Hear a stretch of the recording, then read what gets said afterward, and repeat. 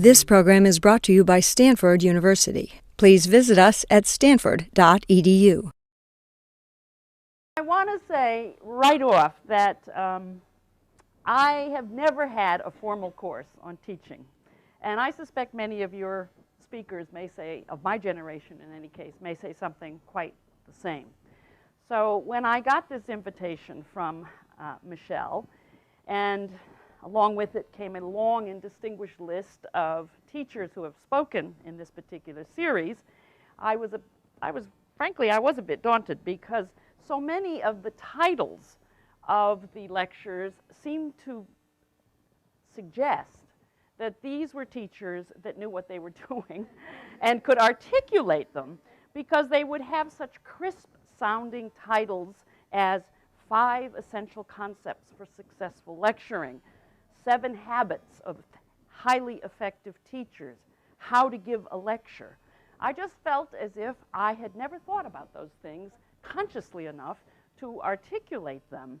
But I did take pause and find that one title really resonated with me, and that was Mark Applebaum's in the music department. And his title was just several years ago, was The Teaching Confessional. Things I do but shouldn't do, things I do and should do, things I don't do and shouldn't do, things I don't do but should do. And I sort of thought that perhaps Mark, whom I don't know very well, know a little bit about him, and I have seen him in action, but maybe he too, like me, thinks that he teaches somewhat by intuition and by trial and error. And you only learn as you go along things you should do and things you shouldn't do. I had one role model early on, and it was a family member, not another teacher. In fact, I have to say, I had very few what I would call today fine teachers in my college years, or in my, even if I must admit it, my graduate years. But I did have a clergyman father. My father was a congregational minister, and that meant that I had to listen to him from about 6 years on until I left for college every Sunday morning, give a 10-minute sermon, 10 to 12-minute sermon.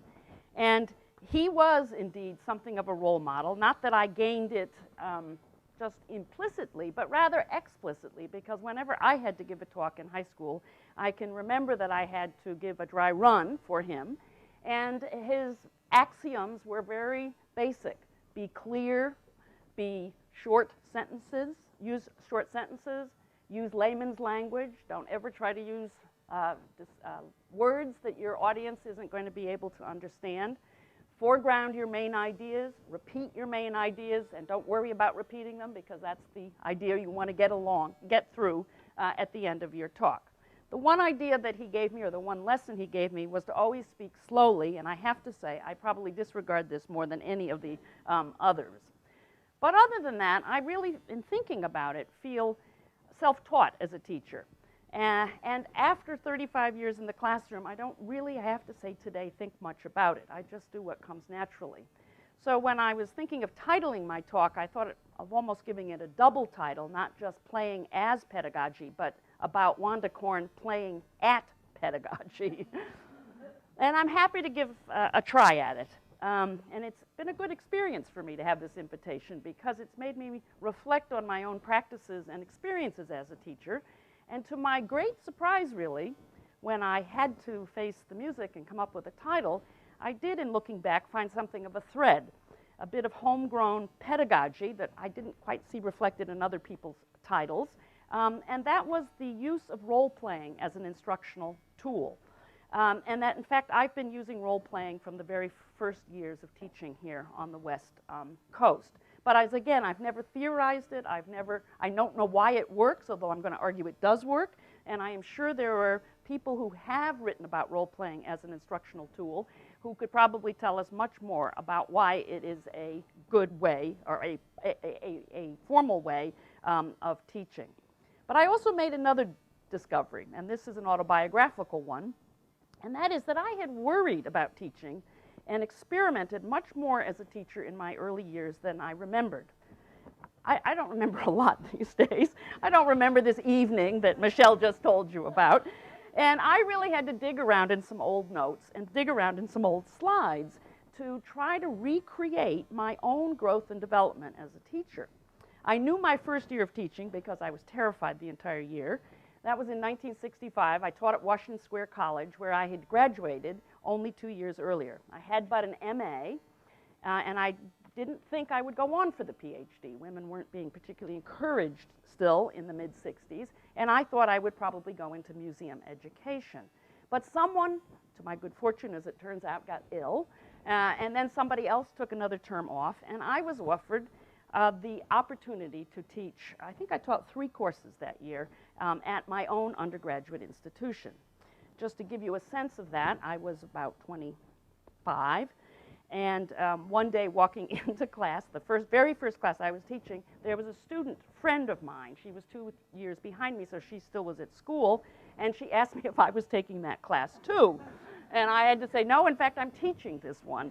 And I remember just more terror striking me that my class would even include somebody that I knew as well. I can even remember her name, Kathy Parabinizov. Somebody that I had known in my own student days. Well, what I remember of that year is that I mimicked my teachers. I gave formal lectures. I probably had my head much further down, closer to the paper, I know I did, than I am right now. My teachers at that point were my graduate student teachers. They always gave slide lectures, 2 slides up at a time. Formal lectures, I wouldn't say they necessarily had a thesis, but they rattled on for an hour, and they always came in suits. They were always men, and it was a formal occasion. There was no Q&A, no discussion afterwards, and I remember that I taught exactly that same way. I did have open-door office hours, but it would only be in that context that I would actually talk to my undergraduate students. It did, however, convince me to go on for the PhD in art history. And so I immediately began the PhD program after that year of teaching. But it also taught me something that I had forgotten, which is that I was upset that I didn't know more about how to teach. I was upset with my institution, which was NYU, but even more specifically, it was the graduate program in art history, which had its own house, its own mansion up across the street from the Metropolitan Museum. So it wasn't even part of the wider campus of NYU. And it was called the Institute of Fine Arts, or familiarly, the Toot. Well, at the Toot, they never talked about teaching, and they never helped us to become teachers. They helped us entirely to become scholars, but not teachers. And what I did, going back to the Institute, was I was a student officer of the student club, and I remember saying that we ought to have a series on good teaching. And I went to the director and asked him if I could sponsor, if the student group could sponsor such a series. And I remember he said he was thrilled, actually, to have some initiative bubble up from the students, and also thrilled that he didn't have to make the invitations. I would. And I remember him giving me the sumptuous sum of $150, 3 $50 honoraria for my little speaker series on teaching. And I remember now, recalling all this, who I asked to teach. Come teach us about teaching. Milton Brown, who was an American scholar of American art, and he had helped establish a very, at that time, a kind of renegade graduate program at CUNY, and it was a program which featured particularly or specialized in American art. And Milton Brown was not someone I had studied with, though I myself was wanting to study American art, but you couldn't do that at the Toot. They didn't believe in it. So I brought him in as one of our teachers, and I remember we sat at a big seminar table just like this, and this gentleman of, he must have been in his 60s at that point, came and spoke. The second speaker was Bartlett Hayes, whom I suspect no one in this room will know, unless you have some memory of the Phillips Academy. Bartlett Hayes was a director of the Addison Gallery of American Art, and he had written a guide to modern art for laymen that deeply impressed me because it was trying to teach the rudiments of modern art to a non-specialized audience. And he brought in science, he brought in history, he brought in physics, fourth dimension studies. He did it in a way that was very accessible and impressed me deeply as the kind of teaching I wanted to do when I was teaching undergraduates. So I asked Bartlett Hayes to come down and give a lecture. And my third lecture is still one of the great models in my life for both my scholarship and teaching, and that was Leo Steinberg. I remember that Leo said it wasn't much of an honorarium, but he agreed to come anyway, and it was a great moment. He had been a graduate of the Institute, though he was then teaching at Hunter College and then went on to University of Pennsylvania. Well, as I look back on this, I realized that this was sort of the stirring of the 1960s, that is, wanting alternative models, actually acting in a kind of counterculture way. It's a thread or a story that has, I think, remained unrecorded. But as I think of it, there was a concern then that the way we were teaching art history was not accessible. It was very elite. It was talking to the choir. It wasn't trying to bring people into the history. It wasn't teaching them anything much about history at all. It was primarily, and the art history students here know this very well, it was primarily a connoisseurship, connoisseurship rhetoric that we were using and being taught. That is, to use our eyes to decide what was a good and true Rembrandt as opposed to a Rembrandt studio hand or a Rembrandt fake. So that was one memory that I was very happy to recapture in thinking about this. I then came out to the West. We came out to the West because my husband was taking a PhD at Berkeley, and we arrived the fall of '69. Now, if any of you know your Berkeley history, that is some moment of arrival. And it was a very charged environment in every single way. And I actually felt that I got a second education through my husband's PhD in history at Berkeley because it was such a much more imaginative program than the one I had been through. Berkeley was then doing lots of what we would call today social history or history from the bottom up. And that made a great deal of, made a great impression on me as asking different questions of historical material than what we were doing in art history. But I was also in an environment where experimentation was acceptable, even almost de rigueur. So when I went to Mills College, which I did again, to my great fortune, someone became ill. Alfred Frankenstein, a great critic and teacher at that time. And I was there, ABD, without a sou. It was just, it saved our lives, my husband's and mine. It saved, at least put some food on the table. And I went to Mills in 1970. And as I learned, in going back through my slides, I did a lot more of experimenting than I had remembered. These were very exciting years at Mills. I would say this regardless of whether I was talking about teaching or not. Dory Allen can tell you about it from first-hand experience. But I was only about, I don't know, 8 years older than most of my students, something like that, 9 years older. And at that time, Mills was, we were going around correcting everybody. When they called Mills a girls' school, we'd always say it's a women's college. I mean, this was 1970. The women's movement had warmed up, and we were at a moment at Mills where everyone was trying to kind of reshape the curriculum to create career lines for women as opposed to just some, I would say, sort of an overlay of finishing school that pretty much had been wiped out but was still there in many pockets of the college. And that we were very much intent upon reshaping every aspect of the education our students got. So I discovered that I had done enough at Mills in 1972, this was really a surprise to me, that I actually gave a paper called Nonverbal Art History. And I gave it at the College Art Association.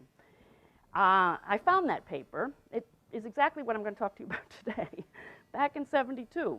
But what was I talking about? That's what I'm going to bring you up to speed on. I'll show you some of the things I spoke about in that paper. In fact, I'm even using notes from that paper to remind myself what it was I had been doing. As I recall, this paper was in a counterculture session. These were such hot times that CAA, College Art Association, would have its professional meetings, and then it left some room around the edge for what the mainstream might have thought of as kind of the radical edge. And this was, as I recall, a session on teaching. And it was new methods in teaching or something like that. And I gave this paper, Nonverbal Art History. Well, the first thing, and now maybe if we could dim the lights so that the slides show better. The first example I gave in this paper of nonverbal art history was an experiment that I had done in a class at Mills when I was teaching the entire 19th century of French art. And every class of that sort has to begin with an examination of neoclassicism, and then following that, of course, the great Romanticist movement. And we did both theory, we did readings by the artists, we did, of course, studies of various works by the artists, and just to acquaint you with one of the key monuments of neoclassical painting, I give you David's Oath of the Horatii, and then just to show you Romanticism that I'm going to use as a key monument, this is Delacroix's Liberty Leading the People. Well, these are both what we call history paintings. Paintings, multi-figured, large, complicated paintings that depend on some story, mostly of the past, rarely of contemporary times. The Delacroix was quite in advance in that it was actually reflecting on contemporary times. But you had to, in order to understand a painting like this, not just understand the formal qualities of it, but you had to understand the story. And briefly and very quickly, these are three brothers, three triplets, pledging to their father, who is holding their swords, that they will go off to battle against the enemy country, Alba, which was also represented, conveniently enough, by the Horatii, and they also had three triplet brothers that were going to fight these three triplet brothers. And you have to know the moment, that this is a moment of pledging yourselves to loyalty of the state or of the country, above that of family. Men were strong and muscular, very carefully delineated in their body posture so that they exuded a sense of tautness and a sense of mission and promise. And the women were all fainting upon themselves over on the other side in today's very easily seen gendered kind of composition. But the women help make up the story. What you have to know is that one of those women, those are two sisters, one of them is married to one of the three brothers, or engaged, I can't remember which it is, that they're about ready to go off and fight. And that one of these brothers, I believe, is also engaged or married to one of the other side. So that there's a lot of family tragedy that is about to happen here after this oath is taken. Delacroix, just to give you, and so let me just quickly say that in neoclassicism, and when we teach about symmetry, minimalist compositions, focus being very clearly delineated, the deep space in which a little piece of theater is enacted, clear groupings, a clarity of classicism that was espoused in the Academy, that is the French Academy of Art, at this time, and which is exemplified by a composition like this. Delacroix, 40 years, 50 years later, in a different vocabulary, also is still telling a story, but the emphasis now is on, in this case, it's the search for freedom, the fight for freedom amongst the French, liberty leaving the people, the allegorical figure with the French flag in her hand. But you can see that all that clarity of structure, that minimalism, that highly focused groupings has given way to what we think is the more romanticist vocabulary, and includes a great deal of violence, loss, a sense of both the excitement of the mission to fight for liberty, but at the same time, all that is destroyed at the very same moment. Well, what I did then in my experiment, first experiment, was to give my students in this class lessons in neoclassicism and romanticism, but then give them a passage from an early 19th century French historian, somebody called Charles Rollin. And that would have been the history book that artists like Delacroix, and perhaps not David, I'm not sure of my dates here, but artists would be looking at stories like this historian was telling of the ancient world. And I gave them a story that dealt with a certain king's refusal to succumb to the enemy, Xerxes and the Persian troops. And this stubborn and proud king retired to the top of a mountain with his family and his 6 sons, and he forbid any family member to submit to the conquering Persians. But out of fear, the story goes, the 6 sons decided that they had to, in fact, save the family's lives and submit to the Persians. And in finding that out, the father was so upset and felt so deceived that he had the eyes of his sons put out for disobedience. Now, that's the way history was written circa 1800, very differently than the way we write our histories today.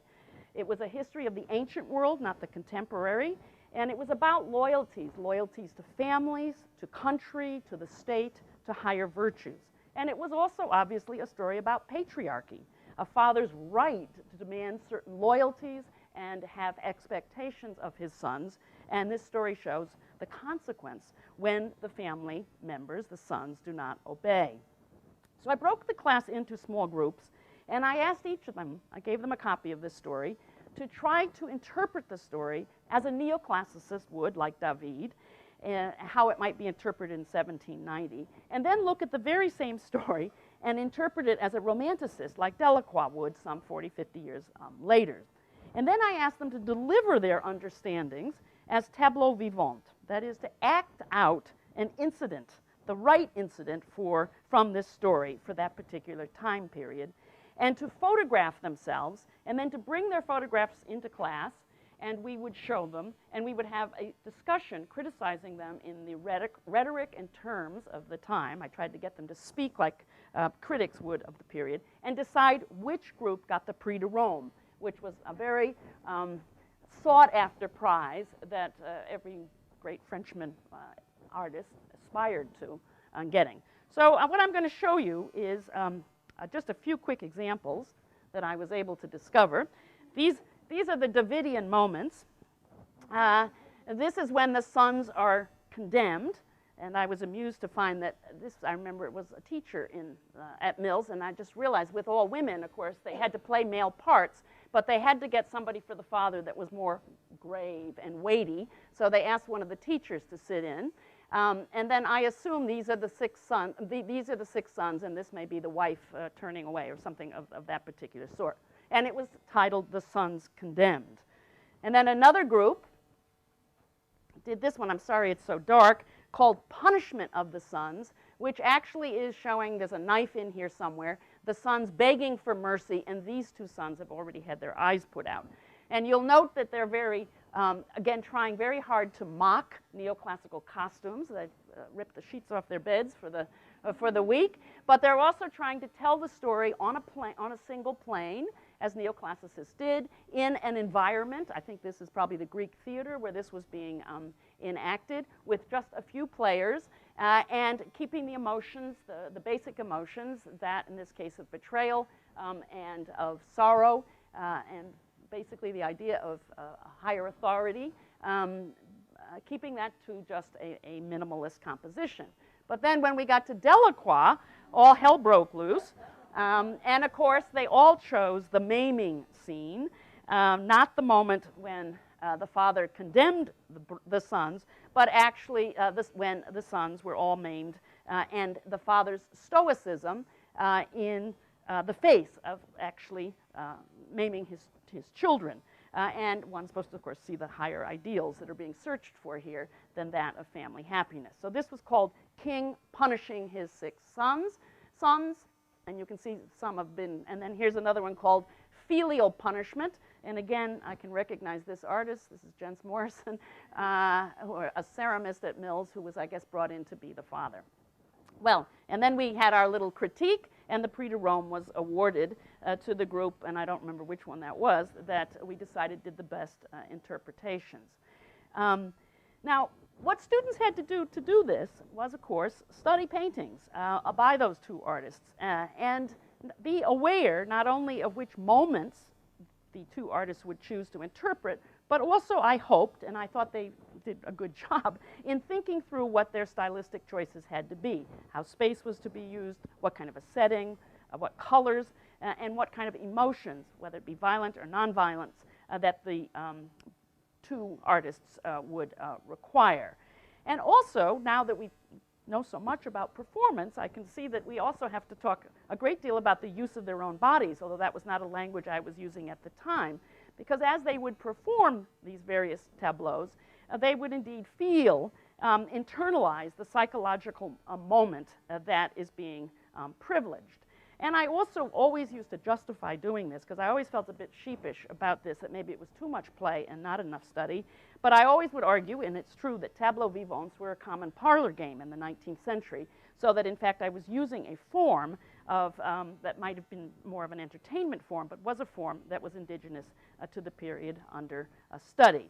And needless to say, they also had fun, so I got some extra poses just for fun. I don't even know which one. This might be Liberty on the Barricades, completely mixed up, but you can see that they've also found a number of extras for this one. And this one I noticed was, each one of these slides was labeled. This one was called The Agony and the Ecstasy. Now, a second project that used mimic or role-playing was the class that Dory refers to, and I think she probably went through this kind of assignment, I don't remember. But it was when I would teach Cubism. It would be a 20th century class. These were always great big survey courses at that time. And Cubism's difficult for any class, whether a class of 71 or class of 2006. It's difficult. It has a complicated history. It's a moment in history that I personally am deeply engaged with and feel is one of the most incredibly inventive moments of vocabulary and of theory of the 20th century. And just basically, one of the things you want to get across is the way that two kinds of Cubism have been named.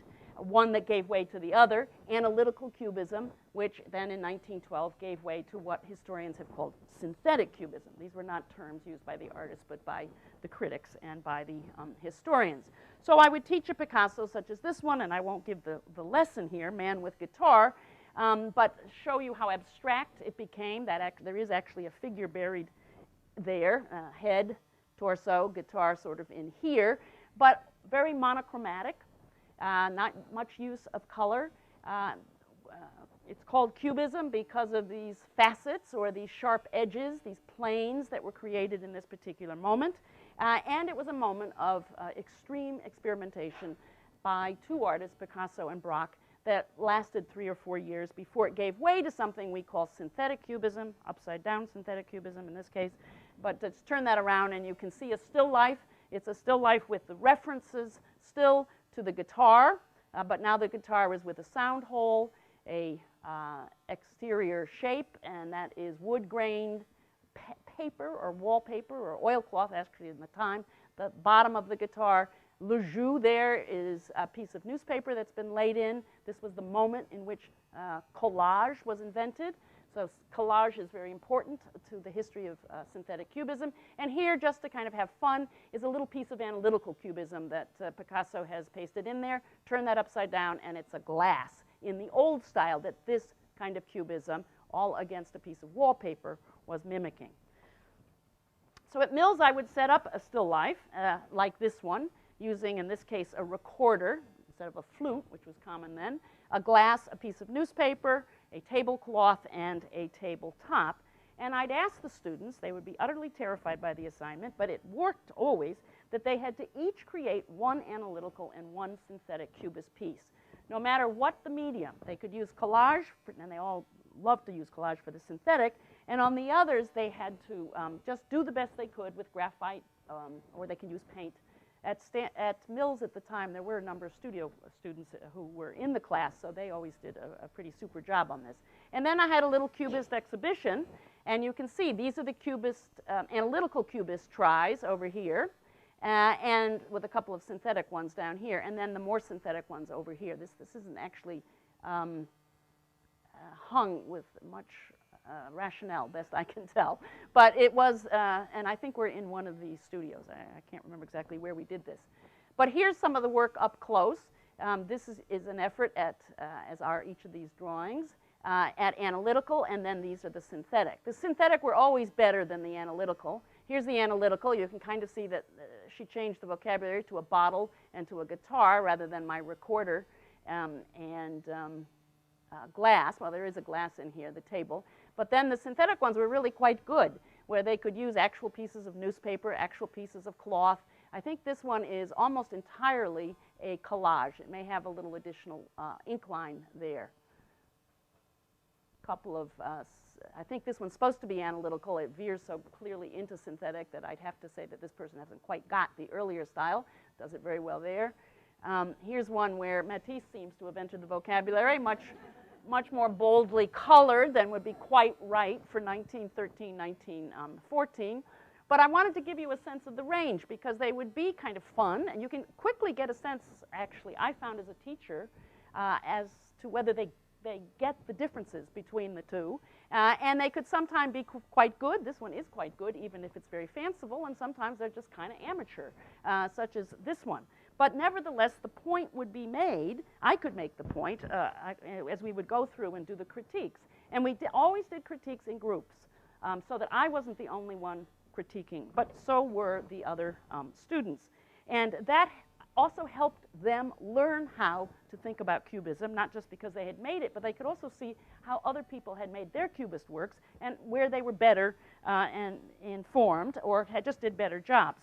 So it was pretty much a group experience, and it always seemed to work very much, and I always had people telling me that they learned their Cubism in that class and never forgot it, and always having a high point when they would go to the Museum of Modern Art and actually see the real thing.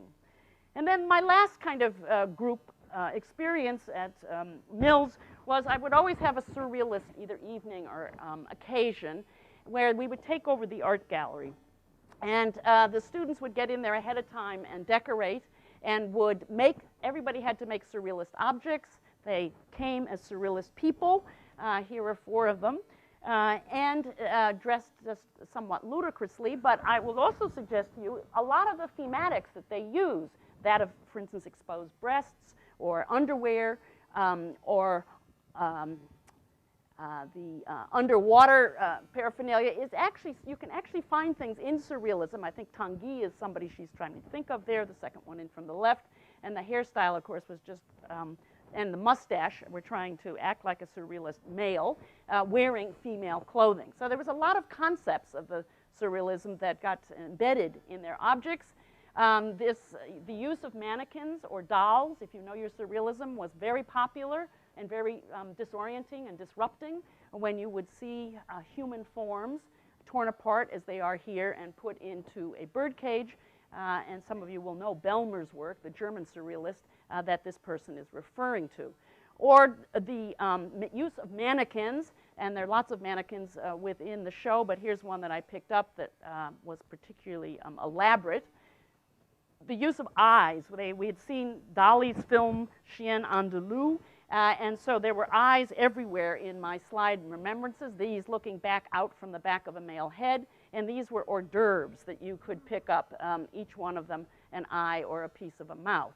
Food was also, this is fumage, which was a surrealist technique where you would use smoke from a candle and you would create drawings, hoping that your unconscious would take control. You wouldn't try to create anything rational or anything that was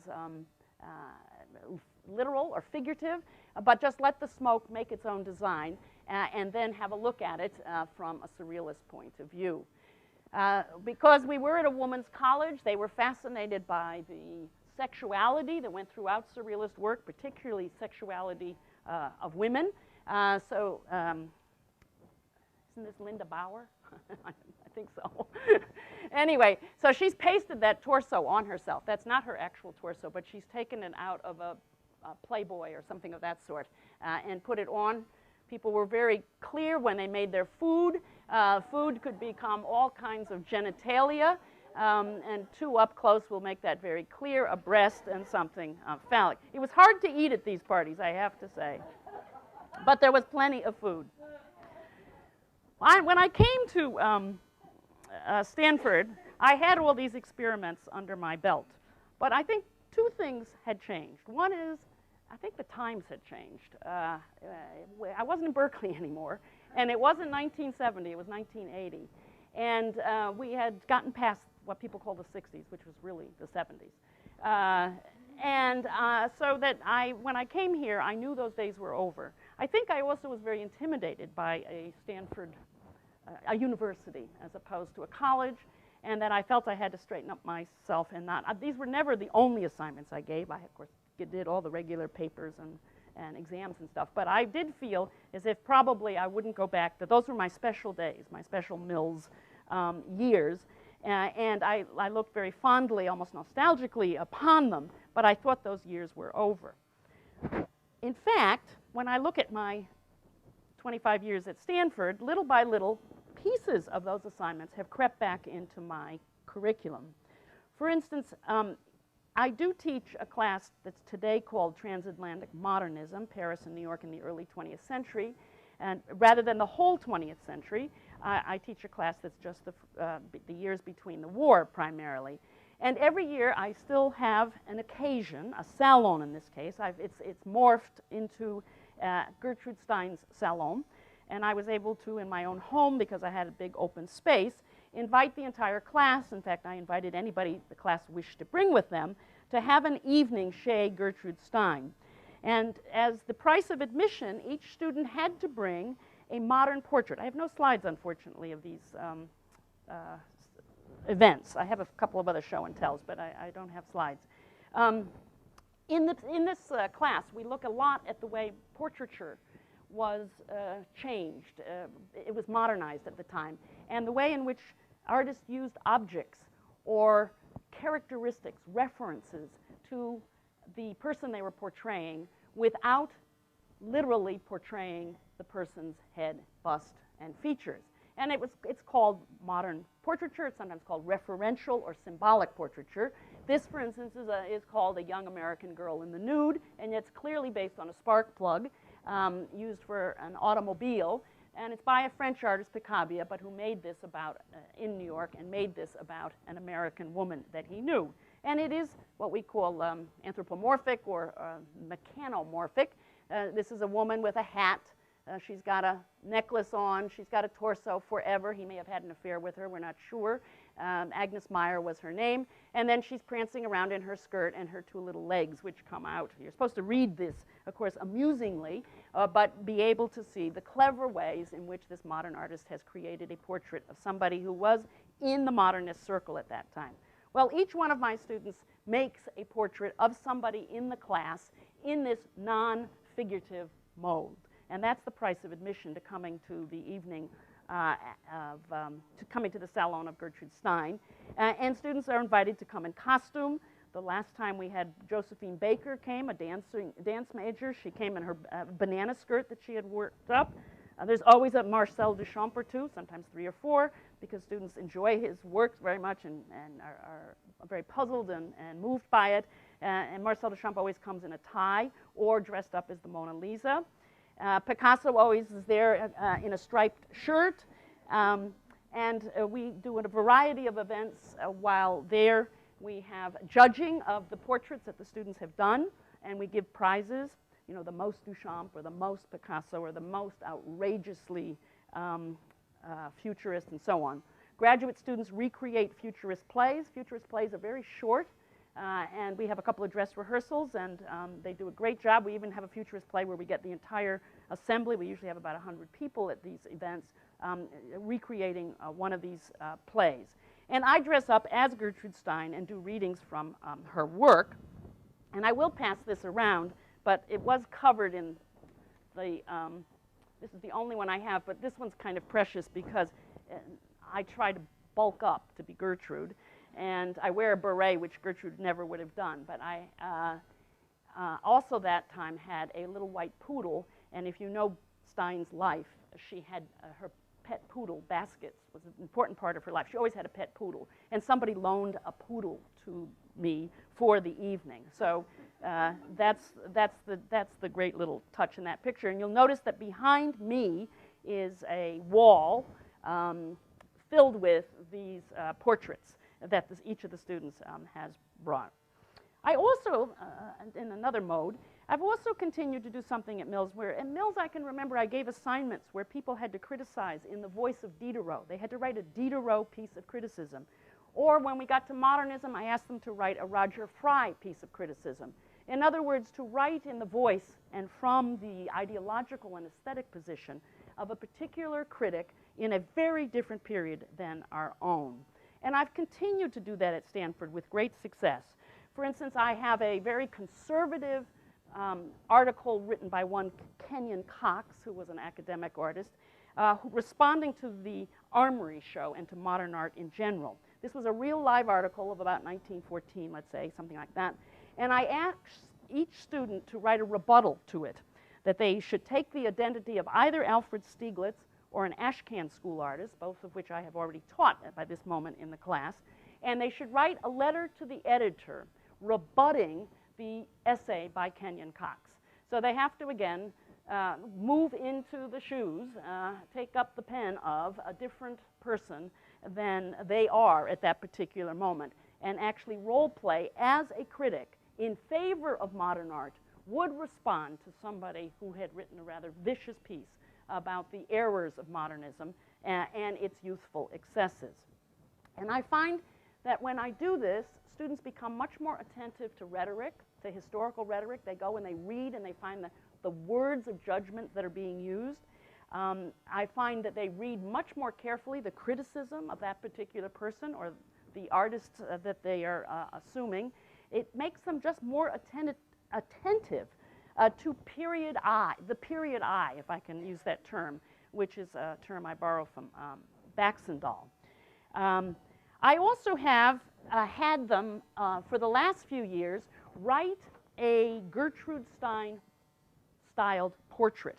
And if you know Gertrude Stein's work, here's one of her portraits of Matisse, where she, in her inimitable way of using repetition and one word over and over again, speaking in the first tense, wrote a non-figurative portrait. That is, this was the same as what I just showed you of Picabia, but in the written word and in text, where the artist is not named, but just he goes through. And you have to know, through the characteristics that are evoked, which artist she is speaking of.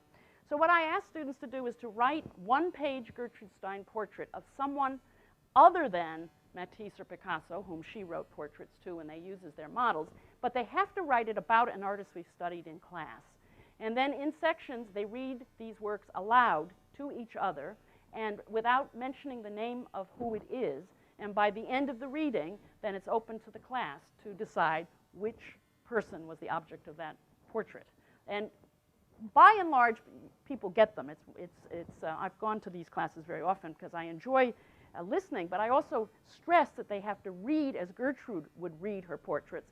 And I use a record that was taken of her in the 1930s, reading her portraits of Picasso and Matisse. The students have heard them in class, so they get a sense of her wonderful locution and her rhythms and her way of reading musically. And they do that in class as well. Another thing that I've used to great effect is debates in class. Debates around very crucial issues that very often were newsworthy at a particular moment in the period that I'm teaching. For instance, I've taught a class a couple of times on the 1930s and into the 1940s. And that would include the regionalists like Grant Wood, but it would also include the beginning of abstract, or what's called New York School art, the era of Jackson Pollock. And after reading firsthand accounts by each of these artists, but also reading criticism of the period, I've had, I've laid out a proposition, and to this, I didn't have time to look it up, but I laid out a proposition. I divided the class into two groups. I made the regionalists versus the abstractionists, and they debated that proposition, and really amused me because I didn't say anything about costumes, but all the people arguing for regionalism, figurative work, work of the local scene, work that takes seriously the costuming and rituals of a particular region, that of Grant Wood. They came all dressed looking like the two figures in this painting. And then these guys, the Pollock crowd had seen a very famous photograph of the abstractionists where they're all in suit and tie and with cigarettes in their hands. And they all came in and they ran their debate looking like Rothko de Kooning and Pollock. I've had a debate on this painting by Whistler, which Ruskin criticized. In a famous piece of criticism, he said it was nothing more than throwing a pot of paint in the public's face. And Whistler sued him for slander, for slandering him in the press. And there's a very famous court trial where Ruskin and Whistler, Ruskin doesn't take the stand on his own, but his lawyer does, duke it out as to whether this is a work of art, valuable, finished, and worth the price being asked for it, versus Ruskin's position, which is that it doesn't show skill, it's not finished, it was thrown together in less than a day. He had a whole set of criteria that he wanted it to match, he being much more on the side of, let's say, the pre-Raphaelite aesthetic. And this has proven to be a wonderful debate. They can actually read some of the court proceedings that they can then mimic. And one day we actually had a mother in the class when this debate went on. Whistler wins this debate, but he, in true life, back in the late 19th century, but he won it with irony. The judge only awarded him a farthing, which is less than a penny, damages. So in fact, he won no monetary recompense for the case. But he did win the case, that he had been slandered. And the mother of one of my students came up afterwards and she said, you know, if that case had been tried in America, Whistler would have lost and Ruskin would have won, because we have a much stronger tradition of freedom of the press than the English do. And she explained that to all the students sitting there, so it was just a kind of wonderful little add-on learning experience that came out of it. Lastly, I'll just tell you about two other kinds of assignments that have worked very well in present-day Stanford. Last quarter, I taught a course that I've done several times on the Art Museum, Theories and Practices. And we always have a final assignment that has something to do with a visit to a museum or proposing an exhibition for a museum. One very successful assignment we did, I say we because my husband and I were teaching it in Washington, D.C.'s program, Stanford program.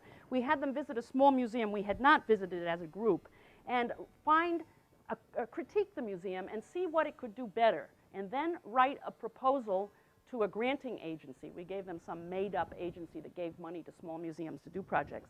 They had to write a proposal that would grant money to the museum to do better what they felt it was not doing well then. And that was really we got such good papers that I actually sent copies to each of the museums they had gone to, because I thought they might learn something as to what an outsider saw that wasn't going so well in their particular museums. This last time, and I'll pass these around, last quarter I asked students to, in the same class, I asked students to propose an exhibition for the Cantor Gallery, a specific gallery at the Cantor Center. It's upstairs. And they proposed, as you'll see, there's a write-up, there's a list of works, there is a set of programs that would be carried on if their show were realized, and they had to make a formal 10-minute presentation to all the curators at the Cantor at the end of the quarter. And each of the curators had a copy of this prospectus to study before they heard the reports. And then the curators and me and a couple of others that had been in attendance for all, I had 14 students do this project. Two of them will get to realize their projects next year at the Cantor Center. And one of them is this beefcake project, which is going along, which is actually the most amazing cache of stuff. The students have to use objects that they would find on campus for this project so that these exhibitions can be realized without too much money. And this gal found something that I don't know anybody else knows that we have, but we actually have the work of somebody who did male physique photographs for Beefcake magazines in the 1950s and 60s, very pre-Mapplethorpe. But if you look at what's in that, and some of it's probably X-rated, you'll see that, in fact, this is the kind of work that Mapplethorpe had absorbed in his own formative experiences and aestheticized and then brought it out in art. Finally, and I have a couple of my graduate students here, I've even taken this into the graduate level, which I never thought I would do, and I never even thought of it in this context before this assignment. But I have done two assignments that have worked very well. Probably the one that's worked the best is that in a particular class, the final assignment is to create a syllabus for a course you'd like to teach. and they have to do a draft of it halfway through the class, and then they have to, which everybody looks at, everybody criticizes, there's lots of exchange, and then they come back at the end of the class and give a finished syllabus. And best I can tell, at least 4 of those courses have actually been taught as these students have gone out into the world and needed a syllabus. They were able to draw on this syllabus. And for many of them, it's the first syllabus they've had to make on their own because, at least in our department, they teach sections, but they don't teach full courses. So this gives them an opportunity to do something. And it does mean that they have to study their teacher's syllabi. It's amazing how little they actually have absorbed about what a syllabus looks like until they get this assignment. And then I can recognize little pieces of myself and Professor Marin and over here and Professor Lee over here. I can see how all our syllabi have been kind of pushed together in their examples. And then I've also had students create research proposals in the form of a dissertation proposal. I've only done that once. And it sort of worked. It worked if the student was close enough to coming to write a dissertation proposal. If they were brand new to the program, it worked less well. But I have, using the formula of what we expect in a dissertation proposal, had a research proposal come out of a seminar on another subject. Now, what do all these assignments have in common? I have to go quickly here. First of all, they are all performative. They're all trying on a role, putting yourself in somebody else's shoes. You're pretending, yes, but you're also bodily and intellectually experiencing the position of what I'll call an other. And secondly, you have to do it. You have to know something to do it well. You have to have done close looking. You have to have had reading. You have to have models. If it's a historical assignment like the tableau vivants, you have to grasp something of the period I, or what I might call the period rhetoric. Even these assignments for graduate students are trying on the role of being a college teacher when they write their first course syllabus. And I find that students work very hard on these assignments. They don't just blow them off. They really take them very seriously. They require imagination. They require you to think outside of the academic box. And this, by the way, makes some students extremely anxious. I never remember anybody at Mills wanting to know how they would be evaluated on such assignments, but I do remember a lot of Stanford students asking me that question. They worry whether they have the talent. Stanford students worry whether they're smart enough to do this kind of assignments. They know how to write papers and read books. They learn from one another, I think, positive. Most of these are group assignments, or they're at least shared, so they get to learn from what other people do with the same assignments. Students enjoy the break from the usual classroom routines, and I have just as many ordinary days in the classroom as these extraordinary days. But I've learned to place these kinds of assignments somewhere in the middle of the quarter, not at the very end, or I'll lose everybody. I still have to get some of their energy before the end of quarter comes along. And I've learned that they enliven the course at midpoint. They bring more bonding between the students, and they're all ready for a slightly different kind of assignment. And lastly, of course, students have some fun during the enactments. These assignments, I almost always get some kind of mention on many of my evaluation sheets about them, and they stay in people's memory banks. I've been at Stanford long enough that when I go to alumni events now, I'm likely to find one of my own students from 20 years ago coming up to the podium to say hello. And most recently, somebody came up and said, "I was the one in the banana skirt. Do you remember?" Thank you very much.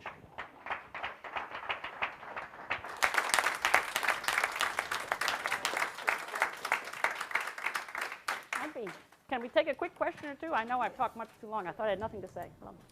Thank you very much for what has been my introduction to art history. Oh, oh, we do better over there. Come see me. Something you started to address at the very end of your talk, what would you say are 2 or 3 insights or high-level takeaways that you think could be applied to teaching other subjects in whatever context? You know, math, English. Okay, well, I guess the experiential would be one. Can you imagine doing something where you actually have to put into your body and into your head a kind of experience that you could not have in contemporary life or would not have as normative, right? So that would be one thing to kind of try to extract from this and take to other fields. I think probably pedagogically, everybody is for as much student interaction as possible in their assignments. That just seems to be what everybody's looking for today. So see if you can find an assignment whereby they aren't just doing this as individuals, but are somehow doing it in interaction with other members of the class. Sometimes it takes discussion amongst people. For instance, for these debates, they have to get together 10 people have to get together and decide what their 10 points are going to be, for instance. So anything you can do that makes them get together to do one of these enactments, I find works very well. I think you have to give them a certain amount of information. You can't do these kinds of assignments without having gotten them ready. And a lot of times they don't know they're being gotten ready. I mean, I'm doing the work in the classroom, and they don't know that this assignment's coming along. Or if they do, they haven't started to worry about it yet. And I'm actually feeding them a whole bunch of information that they can then draw upon when it comes to one of these assignments. Just a very brief follow-up question that goes along with getting people into this experiential learning. You mentioned near the beginning of your talk that you thought it was really important to get students in the psychological moment, for instance, when they were doing those reenactments. What do you think is the secret to that? Because that seems to be something that could be a really tough thing to do. You know, it's interesting you say that. I have never had trouble doing that. They sort of do that without too much coaching on my part.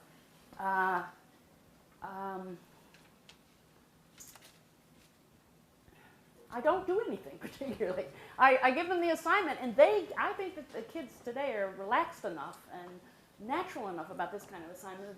They're the ones that go further than I ask when they put on costumes, for instance, and take on mannerisms. Sometimes in these debates, like the Ruskin debate, the one side came in ties with Ruskin, and they were very clear, sentence-oriented. They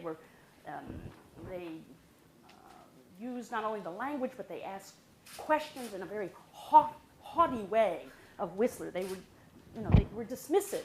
And there's Whistler being cool, because he was a very cool dude, and he just had an answer for every one of those questions.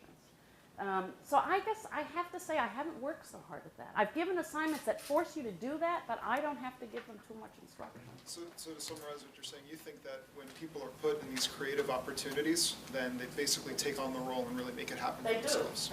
They do. Great, thank you. Yes. Do you find it especially challenging to set for yourself reasonable grading criteria? That scares me. Yeah. Both for individuals and especially when you have groups working together? Yeah. I don't grade these ones that are without a text. I have, not at Stanford anyway.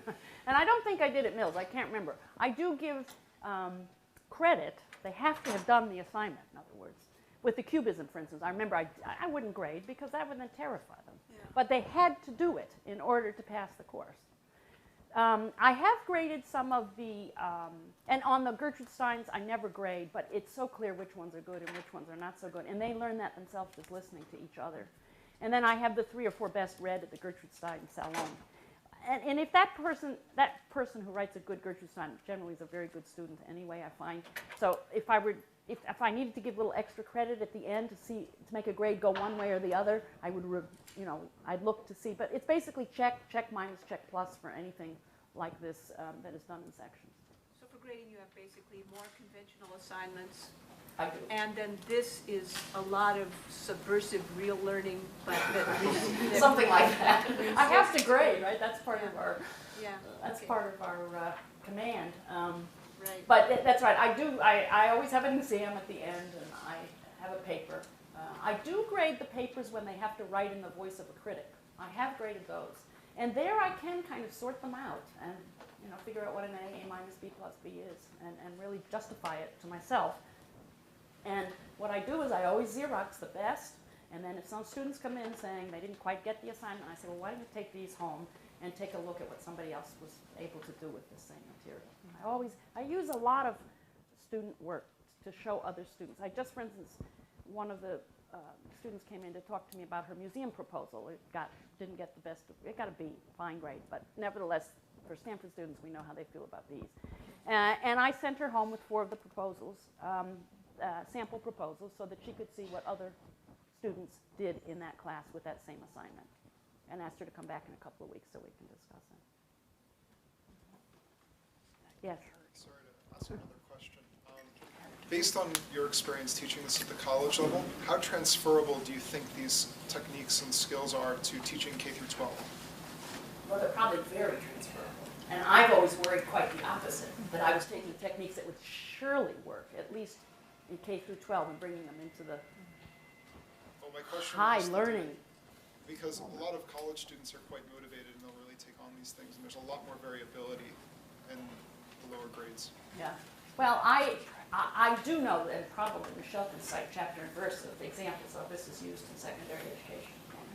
There must be case studies out there of such learning, experiential learning.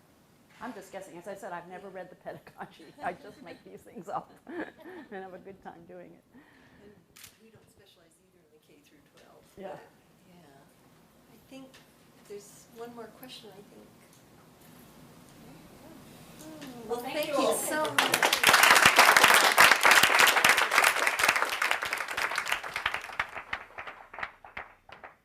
Oh.